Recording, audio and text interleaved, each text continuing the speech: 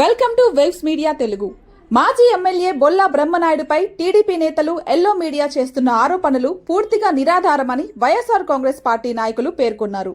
వినుకొండలో నిర్వహించిన విలేకరుల సమావేశంలో వారు మాట్లాడుతూ గండిపేట భూముల వ్యవహారంలో బొల్లా బ్రహ్మనాయుడు పేరు ఎలాంటి కొనుగోలు ఒప్పందాల్లో లేదని రాజకీయ కక్షతోనే కేసులో చేర్చారని ఆరోపించారు. భూముల వ్యవహారంలో అసలు మోసగాళ్లను వదిలేసి బాధితులను నిందితులుగా చూపించే ప్రయత్నం జరుగుతోందన్నారు. వినుకొండ అభివృద్ధికి బొల్లా బ్రహ్మనాయుడు విశేష కృషి చేశారని, ఆయనపై జరుగుతున్న దుష్ప్రచారాన్ని ఖండిస్తూ అవసరమైతే చట్టపరమైన చర్యలు తీసుకుంటామని హెచ్చరించారు.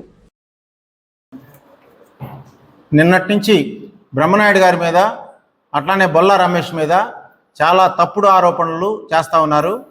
వాస్తవానికి తెలంగాణలో ఉన్నటువంటి 10 ఎకరాల భూమి మాదేను అని చెప్పి అక్కడ ఉన్నటువంటి దాదాపుగా 60 సంవత్సరాల నుంచి అనుభవించుకుంటూ ఉన్నటువంటి వ్యక్తులు దాన్ని మేము అమ్ముతాము అని చెప్పి బొల్లా రమేష్ గారికి చెబితే ఆయన కొనుగోలు చేయడం జరిగింది అగ్రిమెంట్ ద్వారా. దాంట్లో ఆయన తరఫున పార్ట్ పేమెంట్ ఏదో చేయమంటే ఆయనకి మంచి సంబంధాలు ఉన్నటువంటి బ్రహ్మనాయుడు గారు ట్రాన్స్ఫర్ చేయడం జరిగింది.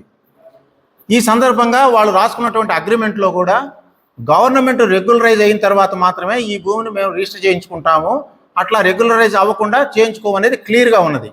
ట్రాన్స్ఫర్ చేసిన మనీ మొత్తము కూడా బ్యాంకు ద్వారానే జరిగినాయి, ఎక్కడ రహస్యంగా జరగలేదు, అన్నీ కూడా వైట్ ట్రాన్సాక్షనే. కాబట్టి ఇందులో ఎక్కడా కూడా మాలిఫైడ్ ఇంటెన్షన్ లేదు. అయితే ఇందులో ఫేక్ జీవోలు సృష్టించారు. అసలు సూత్రధారి ఎవరు? నిన్నటిదాకా బ్రహ్మనాయుడు గారి మీద పడినటువంటి కొంతమంది వ్యక్తులు రాజకీయ కారణాలతోటి ఇవాళ ఈనాడు పేపర్లోనే ఏం రాశారు కింద, దీనికి అంతటికీ కూడా పైన హెడ్డింగ్ ఏమో బ్రహ్మనాయుడు గారిని పెట్టి లోపల కొంత వాస్తవ విషయాలు రాశారు. దాంట్లో ఏం రాశారు? రాధాకృష్ణ అనే అతను సూత్రధారి అని చెప్పి మీరే రాశారు. ఈ రాధాకృష్ణ అనే అతను ఫేక్ జీవోలు అవన్నీ సృష్టించి ఈయనే కమిషనర్ కార్యాలయంలో ఎంప్లాయీ అని చెప్పి దీన్ని రెగ్యులరైజ్ చేస్తాను అని చెప్పి అటు రైతుల్ని ఎట్లనే కొనుగోలుదారుని మోసం చేసి చేస్తూ ఉంటాడు అని చెప్పి రాశారు. కాబట్టి ఇక్కడ డబ్బులు ఇచ్చినటువంటి రమేష్ గారు బాధితుడు, ఆయన భూభారతిలో ఎక్కడా కూడా పేర్లు కనపట్లేదు, ఈయనేమో రెగ్యులరైజ్ చేశానని చెప్తున్నాడు, దీన్ని ఎంక్వైరీ చేయండి అని చెప్పి ఈయన వ్యక్తుల ద్వారా కలెక్టర్ గారికి రిపోర్ట్ చేస్తే కలెక్టర్ గారు తహసీల్దార్ గారికి చెబితే తహసీల్దార్ గారు ఎంత చూసి ఇది ఫేక్, దీని మీద తేల్చండి అని కంప్లైంట్ ఇచ్చాడు. ఆ కంప్లైంట్లో ఎక్కడా కూడా రమేష్ గారి పేరు బ్రహ్మనాయుడు గారి పేరు లేదు. కానీ ఆశ్చర్యకరంగా రాజకీయ కారణాలతోటి బ్రహ్మనాయుడు గారిని రమేష్ గారిని కూడా దాంట్లో ముద్దాయిలుగా చేర్చారు. ఎవరైతే బాధితులుగా ఉన్నారో బాధితులను ముద్దాయిలుగా చేర్చడం ఇది రాజకీయ దివాళా కోరుతనం.